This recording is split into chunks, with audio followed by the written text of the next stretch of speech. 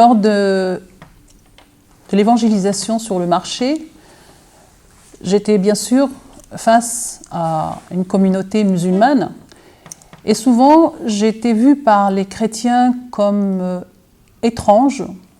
Ils n'avaient pas l'habitude de voir des musulmans qui sont convertis au christianisme. Et pour les musulmans, j'étais perçue comme une apostat. Donc souvent, c'est vrai que ça interpellait. En même temps, j'avais cette grâce de pouvoir aller facilement vers les musulmans pour leur parler, parce qu'en leur parlant en arabe ou en leur disant que j'étais une ex-musulmane, ils étaient plus interpellés. Donc souvent, on me posait la question, parce que pour eux, un musulman ne peut pas se convertir au christianisme. C'est impossible. Comment est-ce possible qu'une musulmane, qui normalement pour eux détient la vérité, peut revenir en arrière et devenir incrédule ou bien, on va dire, associatrice? Donc souvent, leur but aussi, ils venaient vers moi, non pas simplement pour écouter le message que j'avais à leur adresser concernant le salut, mais souvent, c'était pour me faire revenir dans l'islam. Donc souvent, ils venaient vers moi et me disent « Mais vous êtes une musulmane, comment est-ce possible ?» Alors, ils ne pensent pas qu'on se convertit par conviction. Souvent, ils pensent que nous sommes convertis parce que nous avons épousé soit un chrétien qui, par amour, on est devenu chrétien, ou parfois aussi, soit on nous a donné de l'argent, on me l'a déjà demandé, est-ce qu'on t'a donné de l'argent, combien pour que tu deviennes chrétienne et que tu annonces Jésus-Christ?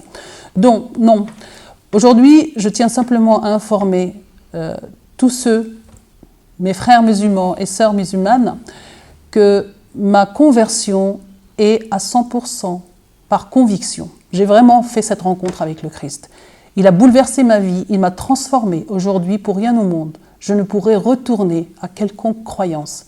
Je l'ai touché, je l'ai palpé, je l'ai senti, je l'ai étreint. Donc aujourd'hui, pour moi, j'ai rencontré le Sauveur, le véritable Sauveur, le Dieu vivant. Depuis, c'est vrai que j'ai cheminé. Cela fait à peu près maintenant 5 ans, peut-être, que je continue l'évangélisation sur le marché et en dehors du marché. Et dans ma famille, il y a eu aussi des grâces que le Seigneur m'a données, aussi à travers mes frères qui ont rencontré aussi le Christ. Et une de mes filles aussi, qui était musulmane, qui a aussi rencontré Jésus.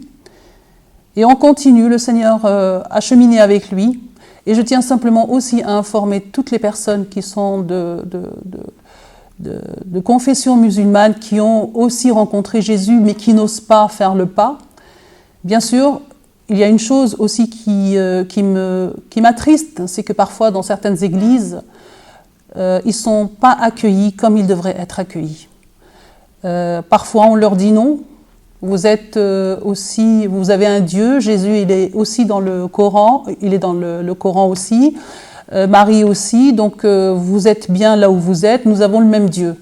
Et souvent, alors je ne sais pas, est-ce que c'est par peur, est-ce que c'est par ignorance, je ne sais pas. Mais aujourd'hui, simplement, je voudrais dire à ces personnes, quitte à faire plusieurs églises, mais persévérez, ne restez pas seuls. Il y a beaucoup de musulmans, plus que ce que nous croyons, qui sont convertis. Et il y a aussi des endroits où on peut les joindre, aussi les rejoindre, on peut aussi rentrer en contact avec eux. Donc pour toutes ces personnes qui sont peut-être aujourd'hui isolées, qui ne savent pas quelle démarche faire, s'ils ont des questions, on peut répondre à leurs questions sur notre chaîne Kerygma Evangelium, donc K-E-R-Y-M-A EVANGELUN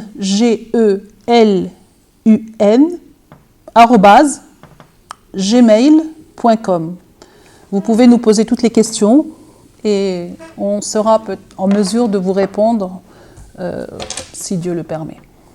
Donc par la suite, le Seigneur m'a fait grâce aussi. Donc je vous ai parlé de ma fille qui est née d'une manière que le Seigneur m'avait donné suite à une prière exaucée.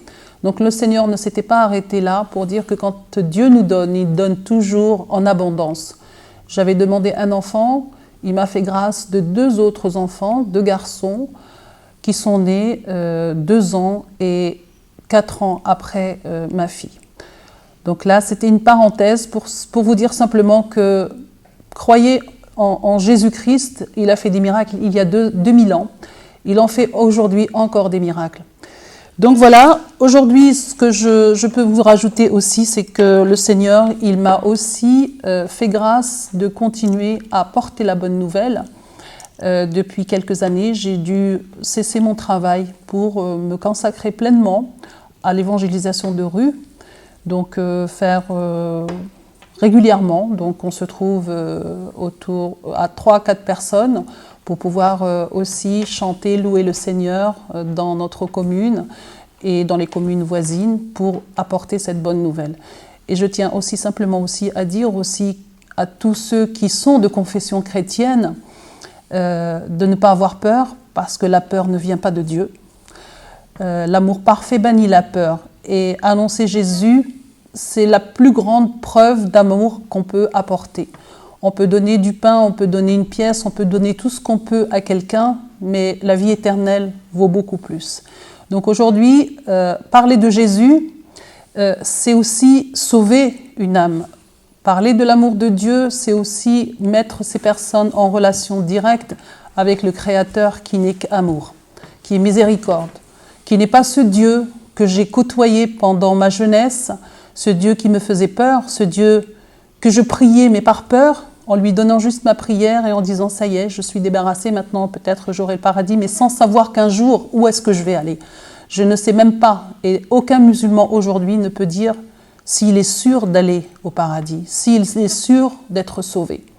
Il n'y a que Jésus.